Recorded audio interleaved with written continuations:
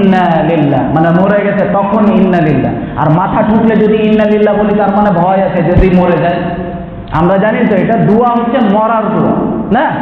এবার আমি বেঁচে আছি আর আমি মাথা ঠুকলাম আর আমি যদি বলি ইন্না লিল্লাহ, তো পাশের লোক যদি শুনে নেয় তো বলবে এই লোকটা মরে গেছে নাকি।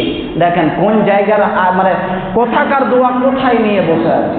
তো যাই হোক, এই যেহেতু সুন্নাতের মানে নফল সিয়াম, এবার আসি যে আল্লাহ পাক রব্বুল আলামিন বলছেন এই